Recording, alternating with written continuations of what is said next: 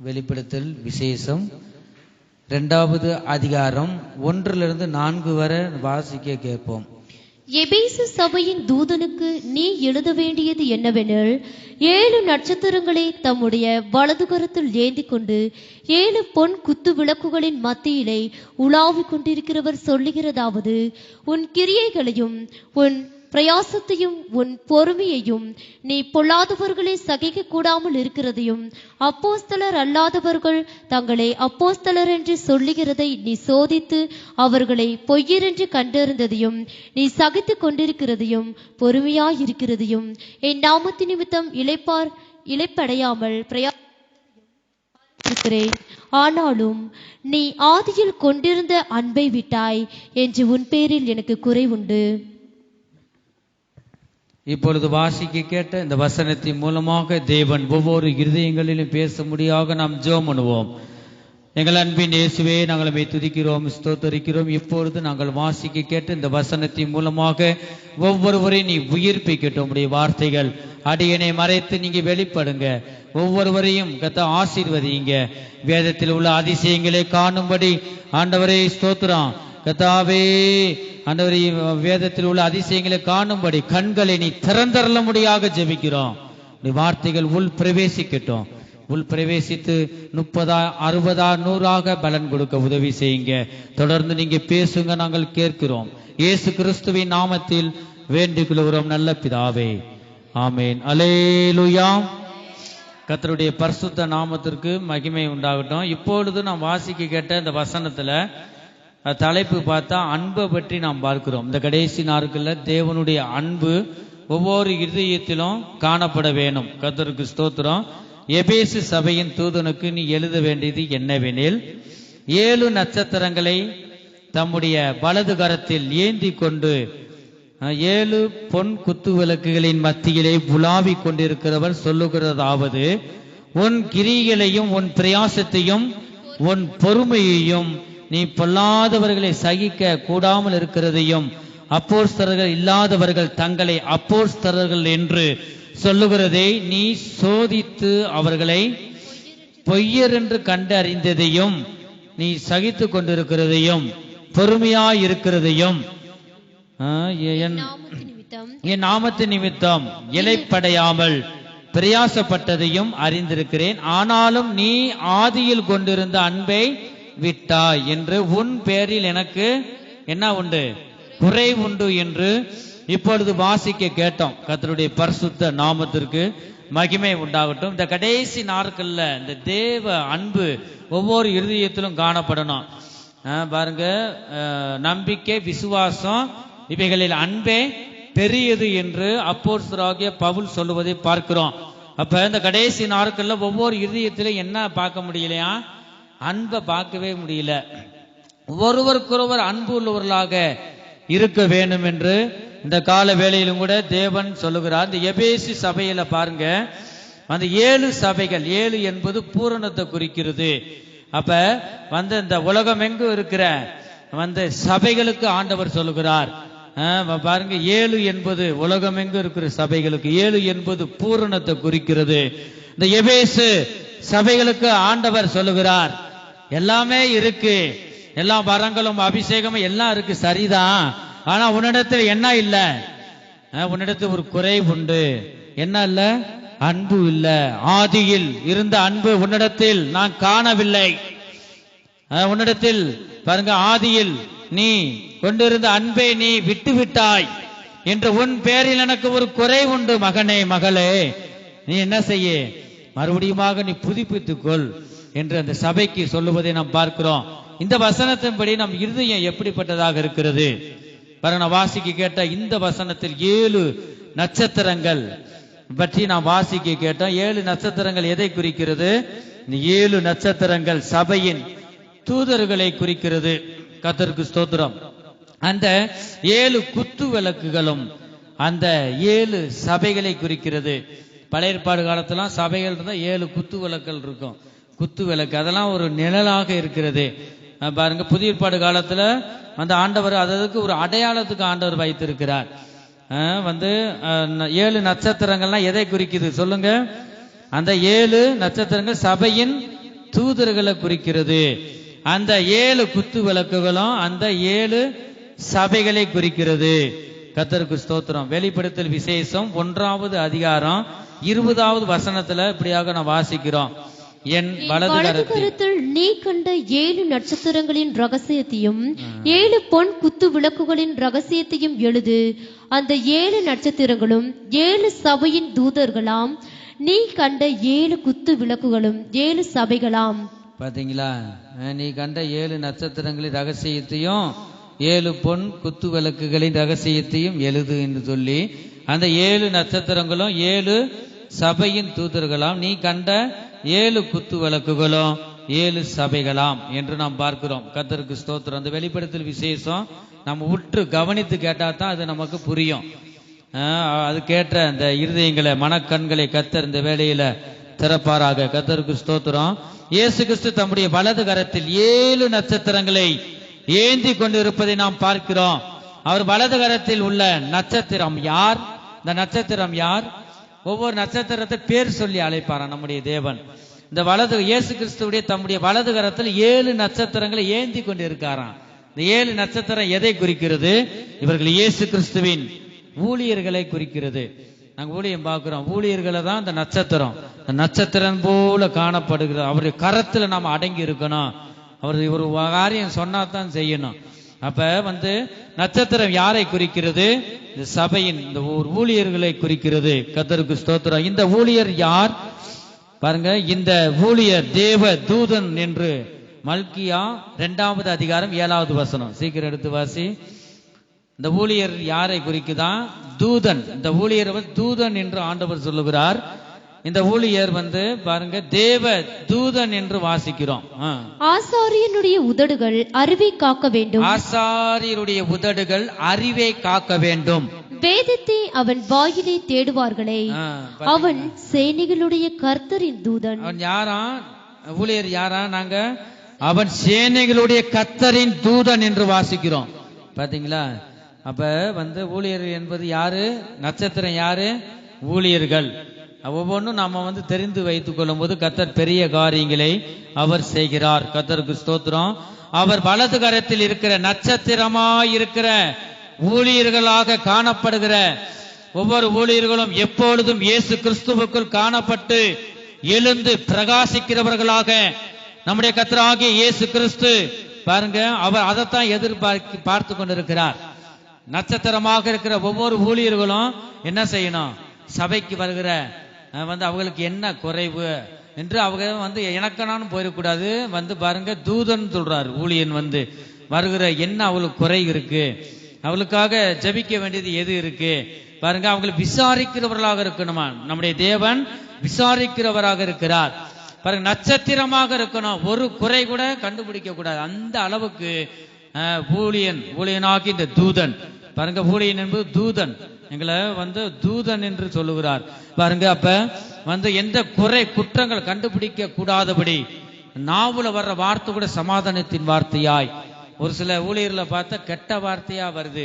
கொஞ்சம் விட்டாச்சுன்னா பயங்கரமா ஒரு ஒண்ணும் இல்லாத காரியத்துக்கெல்லாம் என்ன செஞ்சிடறாங்க?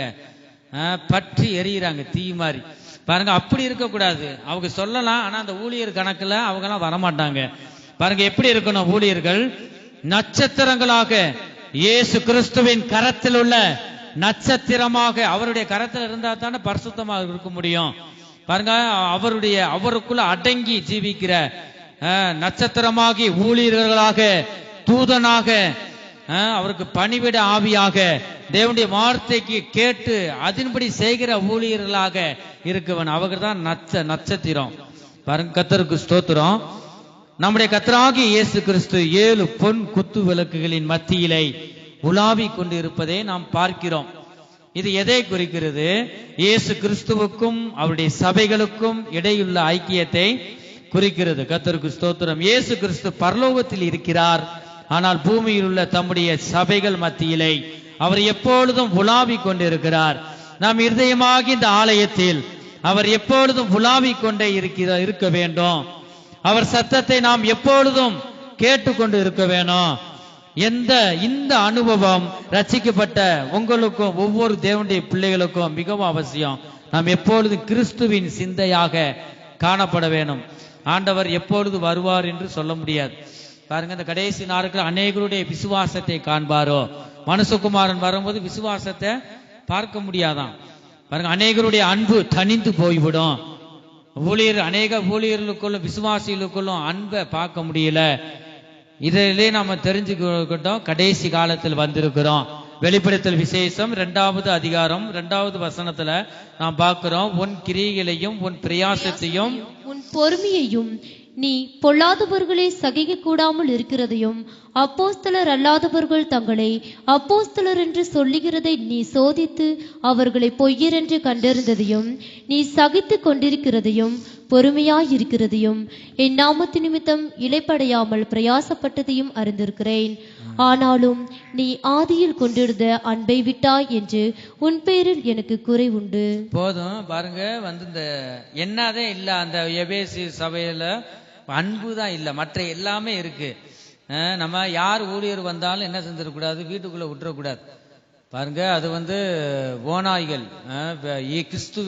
கிறிஸ்துவை தரித்து கொண்டு பிசாசுடைய வடிவத்துல வருவாங்க. யார விசுவாசியா இருந்தாலும் ஊழியர்களா இருந்தாலும் யார் வெளியாள் வந்தாலும் நீங்க கொஞ்ச நேரம் கண்டுபிடிக்கணும், இது நல்ல ஆவியா இது கெட்ட ஆவியா.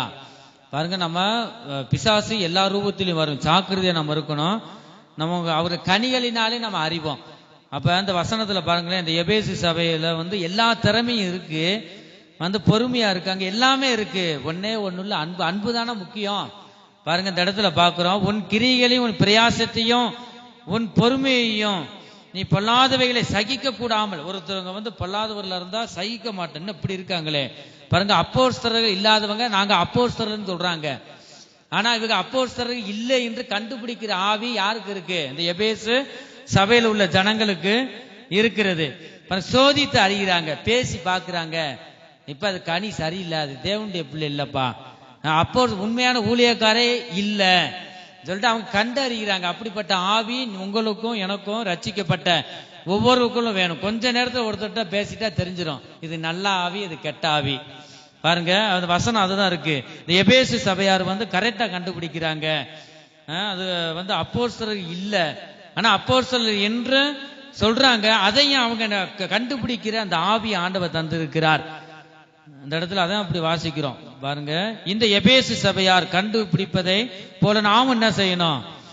ஆவியை பகுத்தறிய வேண்டும். இந்த கடைசி காலத்தில் நாம் வந்திருக்கிறோம்.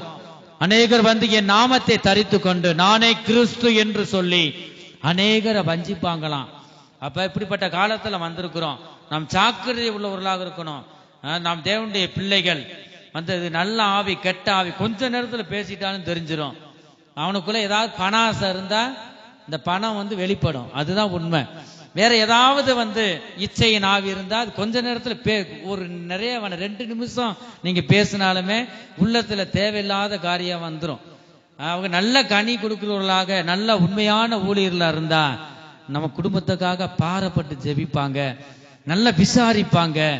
இது நம்ம குடும்பம், காசோ பணத்தையோ எதிர்பார்க்க மாட்டாங்க. எதை எதிர்பார்க்காம செய்கிறவர்கள் தான் உண்மையான ஊழியக்காரர். இயேசு கிறிஸ்துவின் கரத்தில் உள்ள நட்சத்திரங்கள், ஊழியர்கள், தூதன், அவர்தான் உண்மையான ஊழியர்கள். இந்த கடைசி நாட்கள் அநேகர் கள்ள தீர்க்கதரிசிகளும் அநேகர் எழும்பி இருக்கிறதை நாம் பார்க்கிறோம். பாருங்க, பண ஆசை இல்லாதவர்களாக இருக்கிறவர்கள் தான் உண்மையான ஊழியர்கள். தேவன் என்னோடு இருக்கிறார், அவர் என் தேவையை சந்திப்பார். எதையுமே எதிர்பார்க்காம எந்த காரியத்தில் இறங்கி செய்வதுதான் உண்மையான ஊழியக்காரன். பாருங்க, இந்த அப்படிப்பட்ட ஊழியர்களை இந்த நாட்களில் பார்க்க முடியல. துட்டு என்ன, காசை கொடு, 2வது உன் வேலை முடியும். அப்படிப்பட்ட இந்த ஊழியர்கள்லாம் இந்த கடைசி நாட்களில் இருக்கிறாங்க. பாருங்க, அநேகருடைய விசுவாசிக்குள்ளும் என்ன இல்லை, அன்பு இல்லை. இப்ப எபேசு சபை பாருங்க, அநேக இவைகளெல்லாம் இருக்கு. பாருங்க, அப்படிப்பட்ட வரம் படைத்தவர்கள் பொறுமையா இருக்காங்க, எதுவுமே குறை சொல்ல முடியாது. ஆனா உன்னிடத்தில் குறை உண்டு, ஒன்னே ஒண்ணு, அன்பு இல்லை. பாத்தீங்களா, அன்பு இந்த நாட்களில் மிகவும் அவசியமாய் இருக்கிறது. கர்த்தருக்கு ஸ்தோத்திரம். இந்த வசனத்துல தான் பார்க்கிறோம், இந்த எபேசு சபையில் உள்ளவர்கள் நற்கிரியை செய்கிறவர்களாகவும் கூட இருக்கிறார்களாம். இந்த இடத்துல அதான் பார்க்கிறோம். கர்த்தர் எபேசு சபையை பற்றி நல்ல ஒரு வார்த்தைகளினால புகழ்ந்து பேசுகிறார். பாருங்க, எபேசு சபையின் கிரியைகளை கர்த்தர் அறிந்திருக்கிறார். இரண்டாவது, இந்த எபேசு சபையில் உள்ளவர்கள் நற்கிரியை செய்கிறவர்களாக இருக்காங்களாம். பிரயாசத்தோடு ஊழியம் செய்கிறாங்க. இவர்களுக்கு பாருங்க, பாடுகள் வரும்போது அதை பொறுமையோடு சகித்து கொள்ளுகிறாங்களாம். இது எல்லாம் நல்லதுதான். ஆனாலும் இந்த எபேசு சபையார் பாருங்க ஆதியில் இருந்த அன்பை விட்டு விட்டார்களே. பாருங்கள, அன்புதான் பெரியது. இந்த அன்பு எபேசு சபைக்கு இல்லை. ஆகவே தேவன் எபேசு சபையை எச்சரிக்கிறார். நம்முடைய ஜீவியம் இந்த வேளையில் எப்படி இருக்கிறது? நம்மை நாமே ஆராய்ந்து பார்ப்போமாக. நமக்கு எல்லாம் இருக்கலாம், நமக்கு அன்பு இல்லை என்றால் நாம் ஒன்றும் இல்லை. 1 கொரிந்தியர் 13வது அதிகாரம் 13வது வசனத்துல பார்க்கிறோம். இப்பொழுது விசுவாசம், நம்பிக்கை, அன்பு இம்மூன்றும் நிலைத்திருக்கிறது, இவைகளில் அன்பே பெரியது. ஆவியின் கனியில கூட நம்ம பார்க்கிறோம் அன்பு என்று. அப்ப இந்த அன்பின் கனி எத்தனை பேருடைய ஜீவியத்துல காணப்படுகிறது? கர்த்தர் இந்த வேளையில ஒவ்வொரு இதயத்தை அவர் பார்க்கிற தேவனாக இருக்கிறார். கர்த்தருக்கு ஸ்தோத்திரம். இந்த தேவனுடைய அன்பு நம் இருதயத்தில் நிலைத்திருக்க வேண்டும் என்று ஆண்டவர் விரும்புகிறார். கர்த்தருக்கு ஸ்தோத்திரம். கலாத்தியர் 5வது அதிகாரம் 22ல பார்க்கிறோம் தேவனுடைய அன்பை பற்றி. இந்த பாருங்க பார்க்கிறோம், தேவனுடைய அன்பு நம் இருதயத்தில் பிறக்க நாம் என்ன செய்யணும்? தேவனுடைய அன்பு நமக்கு வேணும்னா என்ன செய்யணும்? இருதயம் சுத்தமாக இருக்கணும். சுத்தமா இருக்கணும்னா நம்ம என்ன செய்யணும்? வேதத்தை எடுத்து வாசிக்க வேணும். வேதத்தை வாசிக்கும் போது தேவனுடைய வார்த்தை நமக்குள்ள வரும்போது எல்லாம் அசுசிகளையும் நீக்கி விட்டு நம்ம இருதயத்தை சுத்தமாக்குகிறார். எங்க வாசிக்கிறோம்? 1 தீமோத்தேயு 1வது அதிகாரம் 5வது வசனத்துல பார்க்கிறோம். கற்பனையின் பொருள் என்னவெனில், சுத்தமான இருதயத்திலும் நல் மனச்சாட்சியிலும் மாயமற்ற விசுவாசத்திலும் பிறக்கும் அன்பை. பாருங்க, எவர்களுக்கு சுத்தமான இருதயத்தில் இருக்கோ அப்படிப்பட்ட இருதயத்தில தான் இந்த அன்பாகிய இயேசு கிறிஸ்து பிறப்பார். நாம் தேவனை தரிசிக்கவும் அவருடைய சத்தத்தை கேட்கவும் நாம் இருதயம் சுத்தம் உள்ளதாக இருக்க நாம் பிரயாசப்பட வேண்டும். மத்தேயு சுவிசேஷம் 5வது அதிகாரம் 8வது வசனத்துல பார்க்கிறோம். மத்தேயு சுவிசேஷம் 5:8ல இருதயத்தில் சுத்தம் உள்ளவர்கள் பாக்கியவான்கள், அவர்கள் தேவனை தரிசிப்பார்கள். ஹல்லேலூயா. இருதயத்தில் சுத்தம் உள்ளவர்கள் தான் யாரை தரிசிப்பாங்க? அவங்க தான் பாக்கியவான்களாக இருக்க முடியும். அவர்கள் தான் தேவனை தரிசிக்க முடியும். தேவனுடைய அன்பு நமக்குள், நம் இருதயத்துக்குள் ஆளுகை செய்ய வேணும். நம்முடைய தேவன் அன்பாகவே இருக்கிறார். 1 யோவான் 4வது அதிகாரம் 8வது வசனத்துல பார்க்கிறோம். அன்பு இல்லாதவன் தேவனை அறியான். தேவன் அன்பாகவே இருக்கிறார். பாருங்க, 1 யோவான் 4வது அதிகாரம் 12வது வசனத்துல நாம் பார்க்கிறோம். தேவனை ஒருவரும் ஒருபோதும் கண்டதில்லை. நாம் ஒருவரிடத்தில் ஒருவர் அன்பு கூர்ந்தால் தேவன் நமக்குள் நிலைத்திருக்கிறார், அவருடைய அன்பு நமக்குள் பூரணப்படும். நீ தேவனை ஒருபோதும் ஒருவராலும் கண்டதில்ல. நீ ஒருவருக்கொருவர் நீ அன்பு கூறு. நீ அன்பு கூர்ந்து கொண்டிருக்கும் போது அந்த அன்பான தேவன் உனக்குள்ள இறங்கி வருவார். நீ ஒருவருக்கொருவர் அன்பு கூறு, அவருடைய அன்பு நமக்குள் பூர்ணப்படும். அந்த அன்பின் ஆவி நமக்குள்ள ஊற்றப்படும். நாம் ஒருவருக்கொருவர் அன்பு கூற எத்தனை பேர் நாம் ஒப்பு கொடுக்கிறோம் தேவனுடைய வசனத்துக்கு? இந்த கிறிஸ்துவ அடிப்படையில் முக்கியமானதே அன்பு. அன்புல சாதிக்காதது எதிலையுமே சாதிக்க முடியாது. அந்த அன்பான தேவன் நமக்குள்ள இருக்கிறாரா? இந்த திருவசனத்தின்படி, திரு என்பது தேவனை குறிக்கிறது. இந்த திருவசனத்தின்படி நமக்குள் அன்பு இருக்கிறதா? நமக்குள் அன்பு இல்லை என்றால் நாம் ஒன்றும் இல்லை. நம்முடைய இருதயம் முழுவதும் அன்பினால் நிரம்பி காணப்பட்டு அந்த அன்பு வெளிப்படணும். அதுதான் தேவன் விரும்புகிறார். அன்பே அன்பே அன்பே ஆருயிர் உறவே ஆனந்தம் ஆனந்தமே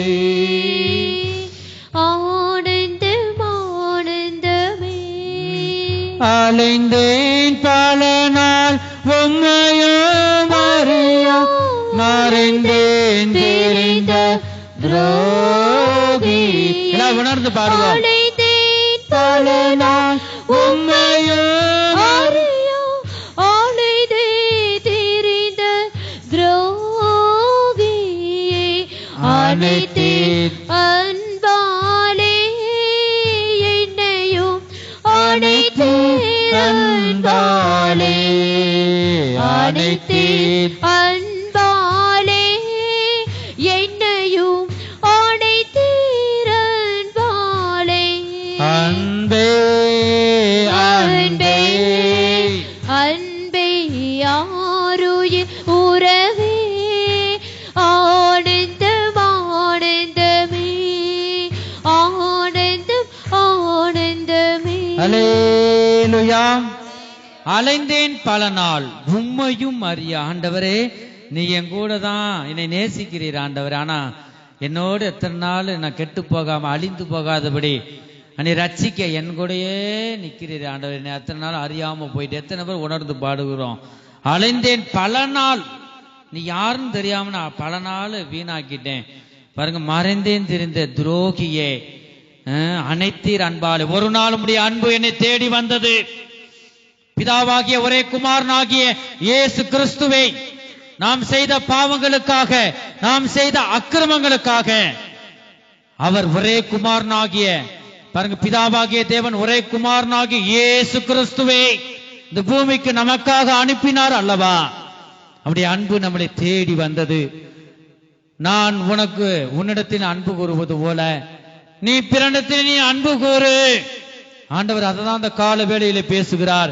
இந்த எபேசு சபையை பார்த்தா எல்லாமே இருக்கு, எந்த குறைவும் இல்லை. ஆனா முக்கியமானது ஒன்றே ஒன்று, அன்பு. இந்த அன்பை அந்த சபையில காணவே முடியல. இந்த வேம்பார் சபையில நம்ம இருக்கிறோம். பாருங்க, இந்த சபையில என்ன இருக்குன்னு ஆண்டவர் பார்க்கிறார். நம்ம இருதயத்தை ஒப்பிட்டு பார்ப்போமாக. தேவனுடைய அன்பு நமக்கு இருக்கிறதா? இல்ல அதிகமான விசுவாசம் நமக்கு இருக்கிறதா? பேர் சொல்லி அழைக்கணும். இந்த வேம்பார் சபையில பாருங்க, விசுவாசிகள் அப்பா விசுவாசம் அப்படி இருக்காங்க, விசுவாசத்தோட இருக்கிறாங்க, அவ்வளவு அன்பு கூறுகிறாங்க, அவ்வளவு அன்போடு இருக்கிறாங்க. அன்பு கூறுவதில் நாம் விரும்ப வேண்டும். அப்படி மற்றவர்கள் நம்ம சொல்லத்தக்க இருக்கணும். இயேசு கிறிஸ்து ஒவ்வொரு சபையும் பார்த்துக்கிட்டே போவார். பார்க்கும் போது எபேசு சபையை பார்க்கிறார். எல்லாமே இருக்கு, நல்லதுதான், ஆனா அன்பு ஒன்று இல்லையே, அதுதான் மகனே முக்கியம் சொல்லிட்டு ஆண்டவர் எச்சரிக்கிறார். கர்த்தருக்கு ஸ்தோத்திரம். இந்த கடைசி காலத்தில் நாம் வந்திருக்கிறோம். நாம் எத்தனை பேர் நாம் இந்த வேளையில இந்த வசனத்துக்கு ஒப்பு கொடுக்கிறோம்? இந்த எபேசு சபையில் உள்ள ஜனங்களுக்கு ஆதியில் தேவன் மேல் அளவில்லாத அன்பு இருந்தது. ரட்சிக்கப்பட்ட அந்த நேரத்துல மிகுந்த அன்பு, ஓடி ஓடி சுவிசேஷம் சொல்லுவாங்க, ஆத்ம ஆதாயம் செய்வாங்க. அவ்வளவு மகிழ்ச்சியா இருந்த அவர்கள் அந்த அன்பு இப்பொழுது எங்கே என்று ஆண்டவர் கேட்கிறார். இப்பொழுது அன்பு குறைந்து விட்டது. ஆகவேதான் தேவன் எபேசு சபையை பார்த்து ஆதியிலே இருந்த அன்பு எங்கே என்று கேட்கிறார். நீ இன்ன நிலைமையில் விழுந்தாய் என்று உணர்ந்து மனம் திரும்பு. ஆண்டவர் சொல்றத பாருங்க. கர்த்தருக்கு ஸ்தோத்திரம். நம்முடைய ஜீவியம் தேவனை விட்டு தூரமாக இருக்கிறதா? இந்த வசனத்தை நாம் ஒப்பிட்டு பார்ப்போமாக. நாம் நம்மை நாமே ஆராய்ந்து பார்ப்போமாக. இந்த ஆதியில் இருந்த அன்பு எங்கே, என்ன நிலைமையிலே விழுந்தோம் என்று நினைத்து நாம் மனம் திரும்புவோமாக. நாம் தேவனை விட்டு தூரமாக நம்முடைய இருதயம் இருக்கிறதா? தேவனுடன் நாம் நெருங்கி இந்த வேளையில வர நம்மை ஒப்பு கொடுப்போம். நாம் இன்ன நிலைமையில இருந்து விழுந்தோம் என்பதை நினைத்து முந்தின நிலைமையையும் தற்போதைய இப்பொழுது இருக்கிற நிலைமையும் ஒப்பிட்டு பார்ப்போமாக. ஆதியில் அவரிடத்தில் எல்லாம் எந்த அளவுக்கு அதிகமாக நாம் இருந்தோம் நாம் சிந்தித்து பார்ப்போம். இப்பொழுது அந்த அன்பு எங்கே போனது? இப்பொழுது நாம் உணர்வடைந்து உண்மையாக நாம் மனம் திரும்பி ஆதியில் இருந்த அன்பை நாம் புதுப்பித்துக் கொள்வோமாக. இந்த கால வேளையில் ஒவ்வொருவரும் அன்பாக இருங்க. அன்பா நீங்க இருக்கும் போது நீங்க எப்படிப்பட்ட விண்ணப்பங்களா இருந்தாலும் அது நீங்க அன்பு கூறும் போது அது யார் மூலமாக கொண்டு ஆண்டவர் செய்வார். உண்மையாக நாம் மனம் திரும்பி ஆதியில் இருந்த அன்பு வர நாம பிரயாசப்படணும். இந்த எபேசு சபையாருடைய கிரியைகள் பிரயாசங்கள் பாருங்க, பொறுமையாக இருந்தார்களாம். ஆவியை கண்டறியத்தக்க வரங்களை பெற்றவர்களாய் இருந்தாங்க. இவைகள் எல்லாம் தேவன் அறிந்தவராய் இருந்தார். ஆனால் ஆதியில் இருந்த அன்பு இல்லை. ஆண்டவர் எபேசு சபையை எச்சரிக்கிறார். நம் ஜீவியத்தில் நீடிய பொறுமை இருக்கிறதா? நீடிய பொறுமை இருக்கிறதா? ஆவியின் கனிகள் நீடிய பொறுமை என்று நாம் பார்க்கிறோம். இந்த ஆவியின் கனிகளில் 9 வித ஆவியின் கனிகளில் 9 ஆவியின் கனிகள் யாருடையது? தேவனுடைய சுபாவம். அவைகள் நீடிய பொறுமையை பற்றி பார்க்கிறோம். நான் விண்ணப்பம் பண்ணும்போது ஒரு சில விண்ணப்பங்கள் தாமதமா போகும். நம்ம அவசரப்பட்டு தேவனை என்ன செஞ்சிருக்கோம்? தூசிக்க கூடாது. அவர் சர்வ வல்லமை உள்ள தேவன். அவர் நீடிய பொறுமை உள்ளவராக இருந்துதான் ஒரு மனிதனுக்கு அவர் தருகிறார். நீடிய பொறுமை. உனக்கு சோதனை வந்தாலும் துன்பங்கள் வந்தாலும் இவைகள் எல்லாம் நீ கோபம் கொள்ளாமலும் பொறுமையோடு உன் ஆத்துமா தேவ சமூகத்திலிருந்து அவருடைய பதில் வரும் வர நீ பொறுமையாக இருக்க வேணும். இந்த பொறுமையும் கூட இந்த எபேசு சபையாவுக்கு இருந்தது. நீடிய பொறுமை என்பது என்ன? நமக்கு துன்பங்கள் ஏற்படும் போது நாம் பயயாமலும் கோபம் கொள்ளாமலும், நம்மை இகழும் போது, நமக்கு ஒரு காரியத்தை நீண்ட தாமதங்கள் ஏற்படும் போது, தொடர்ந்து துன்பங்கள் உபத்திரவங்கள் வரும்போது அமைதியாக இருக்கும் குணம்தான் பொறுமை, நீடிய பொறுமை. கர்த்தருக்கு ஸ்தோத்திரம். சங்கீத புஸ்தகம் 40வது சங்கீதம் 1வது வசனத்துல பார்க்கிறோம், கர்த்தருக்காக பொறுமையுடன் காத்திருந்தேன் என்று தாவீது ராஜா சொல்லுவதை நாம் பார்க்கிறோம். கர்த்தருக்கு ஸ்தோத்திரம். இந்த கடைசி காலத்தில் நமக்கு நீடிய பொறுமை மிக மிக அவசியமாகவே இருக்கிறது. ரோமர் 12வது அதிகாரம் 12வது வசனம். ரோமர் 12வது அதிகாரம் 12வது வசனத்துல பார்க்கிறோம், நம்பிக்கையிலே சந்தோஷமாயிருங்கள், உபத்திரவத்திலே பொறுமையாயிருங்கள், ஜெபத்திலே உறுதியாய் தரித்திருங்கள் என்று நாம் பார்க்கிறோம். கர்த்தருக்கு ஸ்தோத்திரம். நம்பிக்கையில எப்படி இருக்கணும்? சொல்லுங்க. நம்பிக்கையிலே சந்தோஷமாயிருங்கள், உபத்திரவத்திலே பொறுமையாயிருங்கள், ஜெபத்திலே உறுதியாய் தரித்திருங்கள். அந்த வேளையில ஜெப ஆவியும் ஜெப சிந்தையும் ஒவ்வொருவருக்கும் கர்த்தர் தருவாராக. கர்த்தருக்கு ஸ்தோத்திரம். 1 தீமோத்தேயு 6வது அதிகாரம் 11வது வசனத்துல வாசிக்கிறோம், நீயோ தேவனுடைய மனுஷனே எவைகளை விட்டோடி இந்த பணாசையை மேலுள்ள வசனத்தில் நாம் பார்க்கிறோம், நீதியையும் தேவ பக்தியும் விசுவாசத்தையும் அன்பையும் பொறுமையையும் சாந்த குணத்தையும் அடையும்படி நாடு. பாருங்க, நம்ம அதைத்தான் நாம் பார்க்கணும். கர்த்தருக்கு ஸ்தோத்திரம். 1 தீமோத்தேயு 6வது அதிகாரம் 10வது வசனத்துல பார்க்கிறோம், பணாசை எல்லா தீமைக்கும் வேறாய் இருக்கிறது. சிலர் அதை இச்சித்து, சிலர் தான் என்ன செய்யறாங்க? இந்த பணாசை பணத்துல விழுந்துடுறாங்க. பணத்தை கண்டா பிணமே என்ன செய்யுமா? வாயை திறக்கும் என்று நம்ம உலகத்தார் சொல்லுவதை நாம் பார்க்கிறோம். இப்ப பாருங்க, பணத்துக்கு நம்ம இடம் கொடுக்க கூடாது. பணாசை எல்லா தீமைக்கும் என்ன இருக்கான்? வேறாயிருக்கிறது. சிலர் அதை இச்சித்து விசுவாசத்தை விட்டு தேவனை விட்டு என்ன செய்யறாங்க? தங்களை வலுவி அநேக வேதனைகளினாலே உருவ குத்தி கொண்டிருக்கிறார்கள் என்று நாம் பார்க்கிறோம். பண ஆசை பரலோக ராஜ்யத்துக்கு நாம் போவதற்கு தடையாக இருக்கும். யூதாஸ் பாருங்க, பணாசை உள்ளவனாய் இருந்தான். பணப்பை யார் கையில் இருந்துச்சு? 12 சீசர். இயேசு கிறிஸ்துக்கு எத்தனை சீசர்கள்? 12. சொல்லுங்க. 12 சீசர்ல தான் யூதாஸ் ஒண்ணு. அப்ப அந்த பணப்பை யார் கையில இருந்துச்சு? யூதாஸ் கையில இருந்துச்சு. இப்ப உங்க பீரோல் சாவி யார் யாரு கையில இருக்கோ அதெல்லாம் நீங்க எச்சரிக்கையா இருங்க. பணத்துக்கு நீங்க ஒருபோது என்ன செய்யக்கூடாது? ஆசைப்படக்கூடாது. இந்த பணாசை பரலோக ராஜ்யத்துக்கு போவதற்கு தடையா இருக்குமா? யூதாஸ் பாருங்க, பணாசை உள்ளவனாக இருந்தான், ராஜ்யத்தை இழந்து போனான். சரீரத்தை எத்தனை கூடையே ஆண்டவரோடையே இருந்து இந்த பணாசை பணாசை எப்ப வந்துச்சு அவனுக்கு? சொல்லுங்க பாப்போம். இயேசு கிறிஸ்து கல்வாரி சிலுவையில மரிக்க போறார். அவரோட நாம இருந்தோம், நல்லா சாப்பிட்டோம், எந்த வேலைக்கும் போக வேண்டியது இல்லை, நல்லா இருந்தோம். அவர் செத்துட்டா, இறந்து உயிர் தள்ள போறாரு. கைவிட மாட்டான். அந்த நம்பிக்கை அவனுக்கு இல்ல. அதுக்கு பிறகு நம்மளால என்ன செய்ய முடியாது? வேர்வை சிந்தி உழைக்க முடியாது, இந்த வகுத்தை காப்பாற்ற முடியாது, எந்த வேலையும் செய்ய என்னால முடியாது.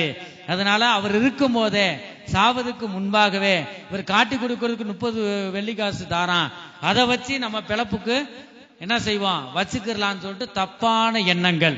பாருங்க, தேவனோடு இருந்தவன் பணாசைக்கு இடம் கொடுத்தான். ஜாக்கிரதையாக நம்ம இருக்கணும் தேவனுடைய பிள்ளைகள். நம்முடைய குடியிருப்பு இங்க இல்ல, பரலோக ராஜ்யத்தில் இருக்கிறது. எபேரியர் 13வது அதிகாரம், எபேரியர் 13வது அதிகாரம் 5வது வசனத்துல, நீங்கள் பணாசை இல்லாதவர்களாய் நடந்து உங்களுக்கு இருக்கிறவைகள் போதும் என்று எண்ணுங்கள், நான் உன்னை விட்டு விலகுவதும் இல்லை, உன்னை கைவிடுவதும் இல்லை என்று அவர் சொல்லி இருக்கிறாரே என்று இந்த இடத்துல பார்க்கிறோம். நிலையான நகரம் நமக்கு இங்க இல்லை, வரப்போகிறதையே நாடி தேடுகிறோம். கர்த்தருக்கு ஸ்தோத்திரம். அவரை நோக்கி நாம் பார்ப்போமாக. பாருங்க, வந்து அந்த எபேசு சபைகளுக்கு அன்பு இல்லை, எல்லாம் இருந்துச்சு. மத்தேயு சுவிசேஷத்துல 19வது அதிகாரம், இயேசு கிறிஸ்து ஒரு வாலிபன் இயேசு கிறிஸ்துவிடம் ஒன்று கேட்கிறதை நாம் பார்க்கிறோம். பாருங்க, இந்த ராஜ்யத்துக்கு போவதற்கு கூட பணம் இருந்தா நம்ம போக முடியாது. வாசிப்போம், மத்தேயு சுவிசேஷம் 19வது அதிகாரம் 16 22 வரை.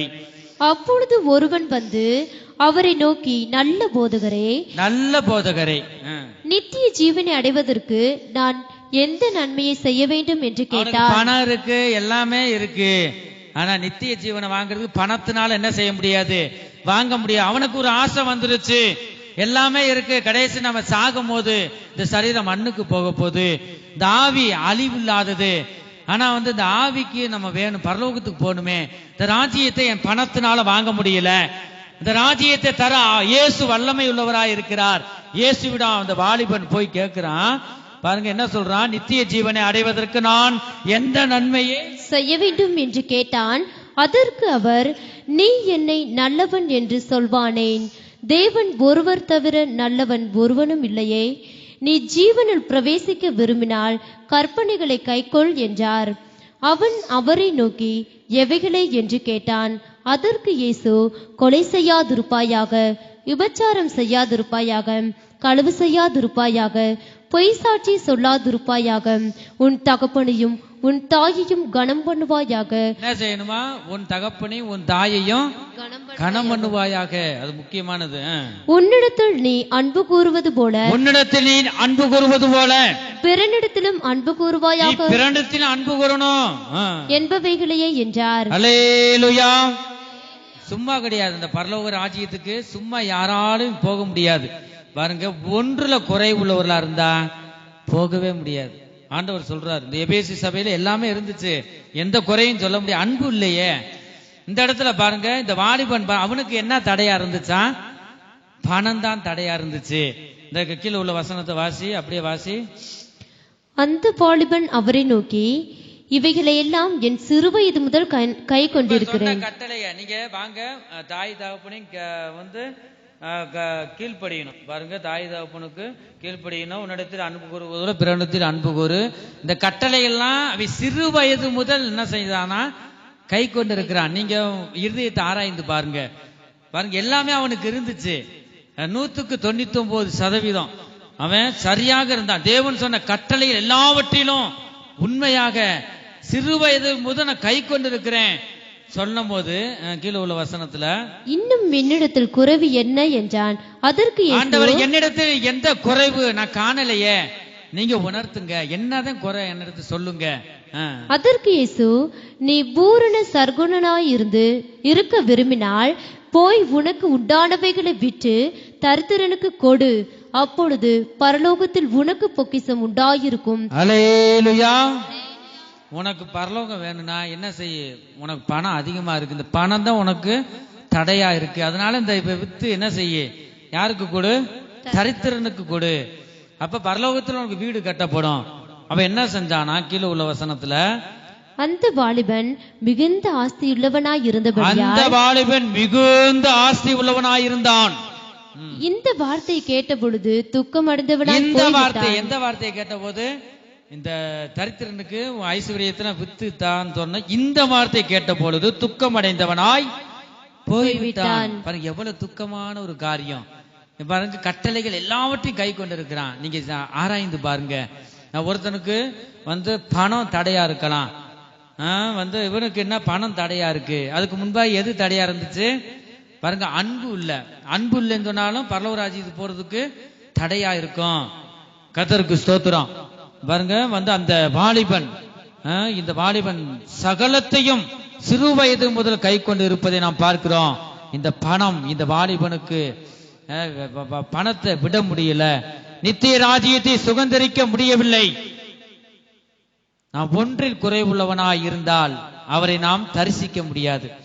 ஆதியில் இருந்த அன்பை விட்டாய் என்று எபேசு சபையை பார்த்து சொன்ன அந்த தேவன் நம்மையும் அவர் இந்த வேளையில அவர் கேட்கிறார். தேவன் உங்களோட அவர் பேசுகிறார். நம்மை நாமே ஆராய்ந்து பார்ப்போமாக.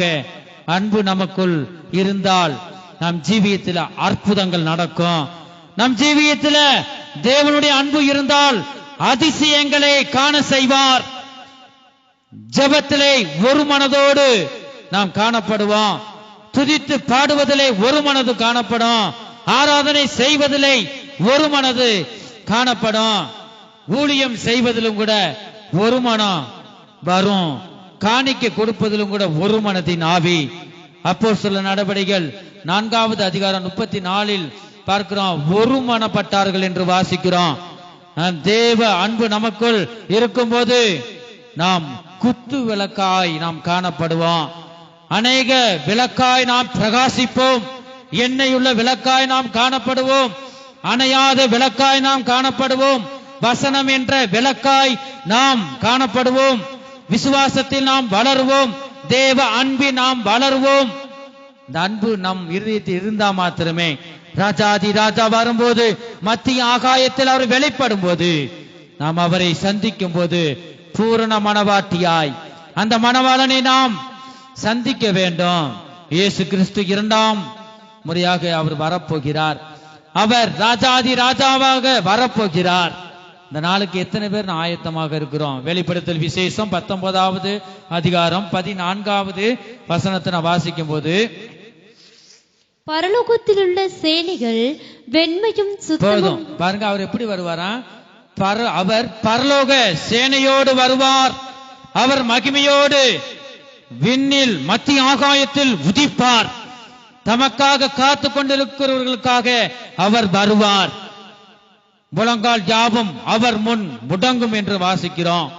அவர் யூதா ராஜசிங்கமாய் அவர் வெளிப்படுவார். அதுக்கு வசனம் இருக்கு. நேரம் இல்லாததுனால கவனிங்க. இந்த கடைசி காலத்தில் நாம் தேவனுடைய வசனத்தை நாம் பிடித்து கொள்ள வேணும். ஊழியர்களையோ ஊழியர் சொல்ற தேவன் எங்களுக்கு சொல்ற வார்த்தையை நீங்க பிடித்து கொள்ளணும். ஊழியர்களை நம்ப கூடாது. ஊழியர்களை தெய்வத்தை போல நம்பி நீங்க வீண் போக வேண்டாம். இந்த கடைசி காலத்தில் வந்திருக்கிறோம். யாரையும் நீங்க தேவனை நீங்க பிடித்துக் கொள்ளுங்கள். திருவசனத்தை நீங்க பிடித்துக் கொள்ளுங்கள். தேவனுடைய வசனத்தை நீங்க பிடித்துக் கொள்ளுங்கள். அவரே மெய்யான தேவன். அவரே நித்திய ஜீவனாயிருக்கிறார். அவரே வழியும் சத்தியமோ ஜீவனாயிருக்கிறார். அவரே நமக்கு மாறாத அடைக்கலம். அவரே நமக்கு நித்திய அடைக்கலம். அவரே நமக்கு இக்கட்டு காலத்தில் அவரே அடைக்கலம். அவரை நாம் பிடித்துக் கொள்வோமாக. அவரை நாம் சார்ந்து ஜீவிப்போமாக. அவரே நமக்கு தீங்கு நாளில் அடைக்கலாம். அவரே நமக்கு உயர்ந்த அடைக்கலாம். அவரே சிறுமைப்பட்டவர்களுக்கு அவர் அடைக்கலாம். அவரே நீதிமான்களுக்கு அடைக்கலாம். அவரை நாம் பிடித்துக் கொண்டு அவரை சார்ந்து ஒவ்வொரு நாளும் தேவ அன்பினால நிரப்பப்படும் போது நம்முடைய தேவைகள் எல்லாவற்றையும் அவர் தருவார். அவர் மேல் நாம் நம்பிக்கை வைத்து நாம் ஜீவிப்போமாக. நம்முடைய சிந்தை பாருங்க, ஒவ்வொன்றும் கை, கால், இருதயம், செவிகள், நாவு, நம்முடைய நடக்கை, ஆவி, ஆத்மா, சரீரம், நம் நடைகள், இவைகள் எல்லாம் பரிசுத்த ஆவியானவர்னால பரிசுத்தமாக்கப்பட வேண்டும். நம்முடைய ரட்சிப்பின் கண்மலையாகிய அந்த தேவனை ஒவ்வொரு நாளும் நாம் நோக்கி பார்க்க வேணும். இருதயத்தின் கண்மலையை நோக்கி பார்க்க வேணும். நித்திய கண்மலையை நோக்கி பார்க்க வேணும். ஞான கண்மலையை நோக்கி பார்க்க வேணும். நம்முடைய தாகத்தை தீர்க்கும் கண்மலையை நோக்கி ஒவ்வொரு நாளும் பார்க்க வேணும். நன்மை செய்யும் கண்மலையை நோக்கி பார்க்க வேணும். நமக்கு சகாயம் செய்யும், நமக்கு உதவி செய்யும் கண்மலையை நோக்கி பார்க்க வேண்டும். நம்மை பாதுகாக்கும் கண்மலையை நோக்கி பார்க்க வேணும். வரப்போகிற கண்மலையை நோக்கி பார்க்க வேணும். அவருடைய வருகைக்கு நாம் ஆயத்தமாக, எத்தனை பேர் நாம் ஆயத்தமாக இருக்கிறோம்? இந்த கடைசி காலத்தில் வந்திருக்கிறோம். இந்த வேளையில் அவரை நோக்கி நாம் பார்ப்போமாக. கடைசி எக்காலம் தொனிக்கும் போது நாம் எல்லாரும் ஒரு நிமிஷத்திலே, ஒரு இமைப்பொழுதிலே நாம் எல்லாரும் மர்வமாக்கப்படுவோம். அந்த நாளுக்கு நாம் எத்தனை பேர் ஆயத்தமாக இருக்கிறோம்? நாம் கிரியை செய்யவும் பிரயாசப்படவும் நீடிய பொறுமையுள்ளவர்களாக இருந்து ஆவிகளை பகுத்தறிய அந்த வரங்களை தேவன் தரணும்.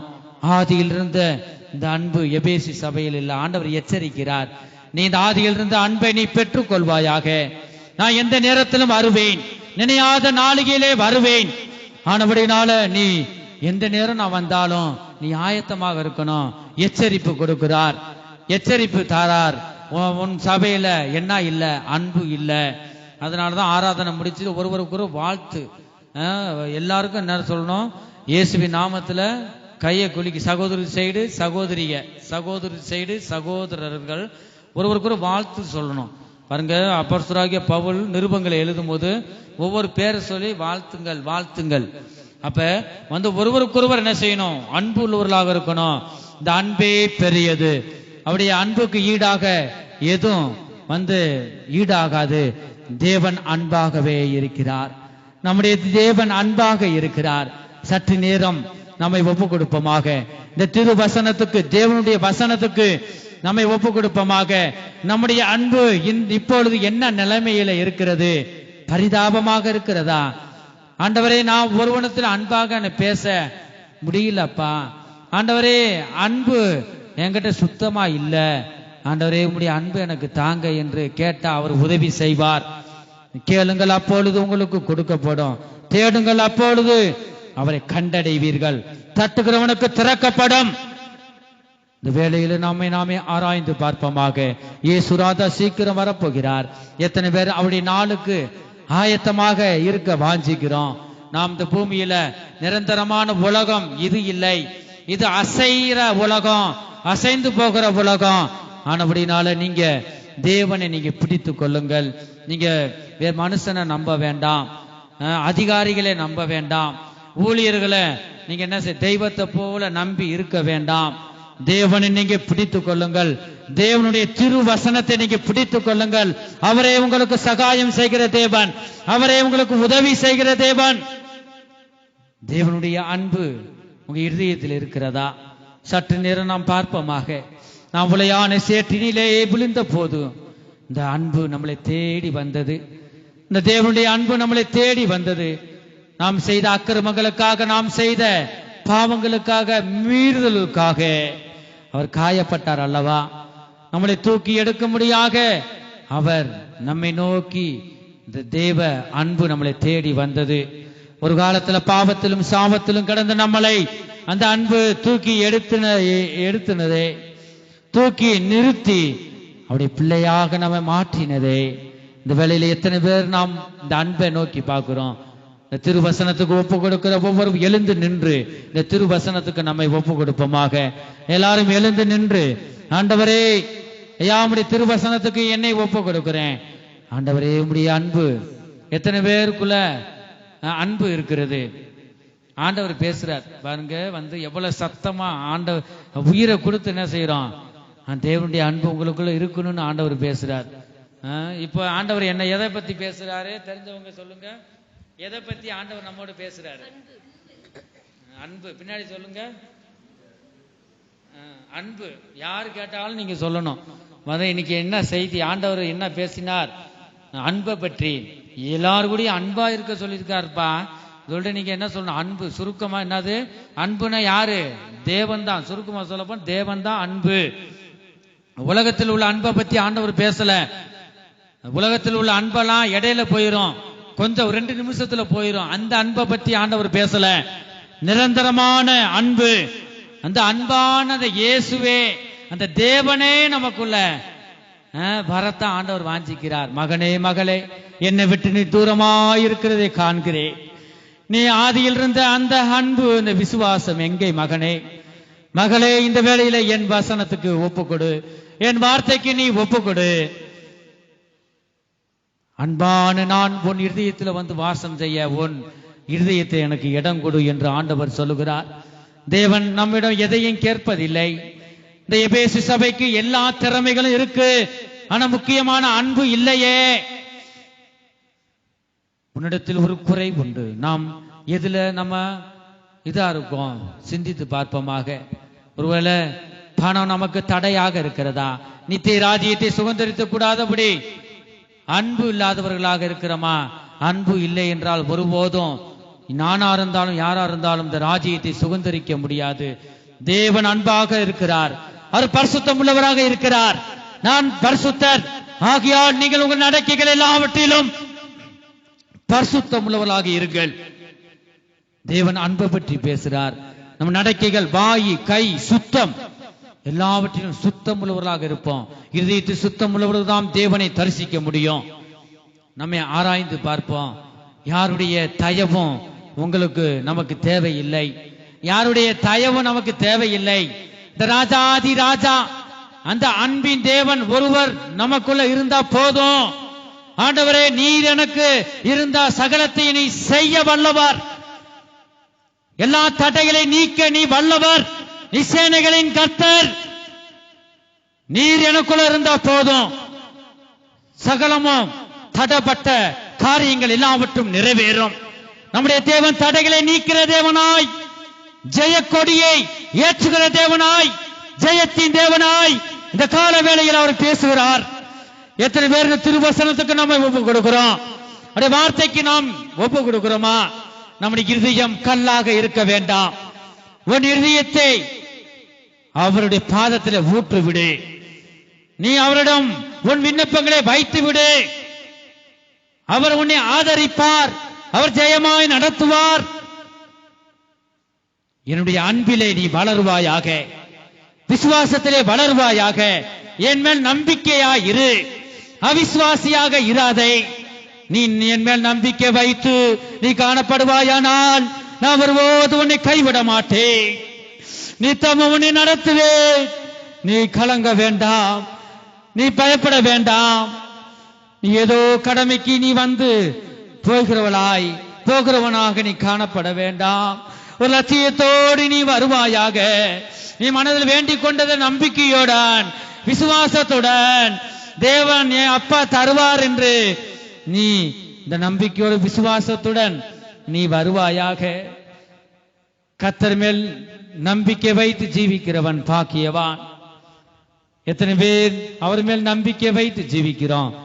அவர் மேல் நம்பிக்கை எவன் ஒருவன் வைக்கிறானோ அவனை கைவிட மாட்டார். அவன் பண்ணின விண்ணப்பத்தை அவர் பதில் தருவார், ஜெயமாய் நடத்துவார். இந்த காலவேளை அன்பை தாங்க. எல்லாரும் சொல்லுங்க, ஆண்டவரே ஒப்பு கொடுங்க. ஆண்டவரே அன்பு தாங்க, உம்முடைய அன்பு எனக்கு வேணும் அப்பா. ஆண்டவரே, எத்தனை நாள் நான் ரட்சிக்கப்பட்டு வீணாக ஆண்டவரே நான் போயிடக்கூடாதாப்பா. ஆண்டவரே, உம்முடைய அன்பை உம்முடைய அன்பை எனக்குள்ள தாங்க. யாரு கூட நமக்குள்ள தேவ அன்பு இருந்தா வெளிப்படும். ஒருவரோட பேசும்போது அன்பாக நாம் பேசுவோம். இந்த அன்பான வார்த்தை அவங்க இருதயத்தை தொடும். உனக்குள்ள இருக்கிறவர் பெரியவர், உலகத்தில் உள்ளவனிலும் உன்னில் இருக்கிறவர் பெரியவர். இந்த பெரிய அந்த அன்பின் தேவன் உன் இருதயத்தில் இருக்கிறாரா? சற்று நேரம் நீ சிந்தித்து பார்ப்பாயாக. அப்படி இல்லை என்றால் நீ புதுப்பித்துக் கொள்வாயாக. அன்பான தேவனை எனக்குள்ள வாங்க, ஆண்டவரை எனக்குள்ள வந்து வாசம் செய்யுங்க. என் பாவங்களை நான் அறிக்கை செய்கிறேன். எத்தனை பேர் சரணடையுங்க, தேவனிடம் நான் சரணடைவோமாக. தொடர்ந்து ஆண்டவர் பேசிக்கொண்டே இருக்கிறார். ஒப்பு கொடுங்க. இந்த தேவனுடைய வார்த்தைக்கு உங்களை ஒப்பு கொடுங்க, திருவசனத்துக்கு உங்களை ஒப்பு கொடுங்க. இயேசுவே, உம்முடைய அன்பை என் மேல் ஊற்றுங்க. என் இருதயமாக இந்த பாத்திரம் ஆண்டவரே தேவ அன்பினால், உம்முடைய அன்பினால் நிரம்பி நிரம்பி நிரம்பி வழியிட்டோம். தேவ அன்பு உனக்குள்ள இருக்குமானால் உனக்கு அற்புதம் தான், உனக்கு வசந்த காலம்தான். தேவன் உன்னை ஆசீர்வதித்து உன் இருதயமெல்லாம் சந்தோஷப்படும். நீ மகிழ்ச்சியாக இருப்பாய். கிருபையும் நன்மையும் உன்னை தொடரும். தேவ அன்பை நாம் கேட்டு பெற்றுக் கொள்வோமாக. அனைவருக்கும் தேவ ஆதியில் இருந்த அந்த அன்பை புதுப்பித்துக் கொள்ளவும் அனைவருக்கும் தேவன் கிருபை செய்வாராக. கர்த்தருடைய பரிசுத்த நாமத்துக்கு ஸ்தோத்திரம். அன்பு இல்லாத உலகில் அன்பை தேடி அலைந்தேன். அன்பு இல்லாத மனிதனில் அன்பை தேடி வந்தார் இயேசு, அன்பை தேடி வந்தார். அன்பு அன்பு அது இயேசுவின் அன்பு. நம்பு நம்பு உன் வாழ்வில் நம்பு. அன்பு அன்பு அது இயேசுவின் இயேசுவின் அன்பு இந்த திருவசனத்துக்கு நம்ம எல்லாரும் ஒப்பு கொடுப்போம். நம்பு உன் வாழ்வில் நம்பு. கணவனின் அன்பும் கழிந்திடும், மனைவியின் அன்பும் மறைந்திடும், பிள்ளை அன்பும் பிரிந்திடும். இயேசுவின் அன்பு மறையாதே. கணவனின் அன்போ கழிந்திடும், மனைவியின் அன்போ பிள்ளையின் அன்போ பிரிந்திடும். இயேசுவின் அன்பு மறையாதே. அன்பு இல்லாத உலகில் அன்பு தேடி அலைந்தேன். அன்பு இல்லாத மனிதனில் அன்பு தேடி வந்தார். அன்பு தேடி வந்தார். அன்பு இல்லாத உலகில் அன்பை தேடி அலைந்தேன். அன்பு இல்லாத மனிதனில் அன்பை தேடி வந்தார். இயேசு அன்பை தேடி வந்தார். எங்கள் அன்பின் இயேசுவே, நாங்கள் துதிக்கிறோம் அப்பா. எத்தனை பேர் இந்த வசனத்துக்கு ஒப்பு கொடுத்திருக்கிறோம். அவர் சர்வ வல்லமையுள்ள தேவனாக இருக்கிறார். அவரை பரிசுத்தம் உள்ள தேவனாக இருக்கிறார். இந்த திருவசனத்துக்கு ஒப்பு கொடுக்கிறவங்க வலது கரத்தை உயர்த்துவோம்.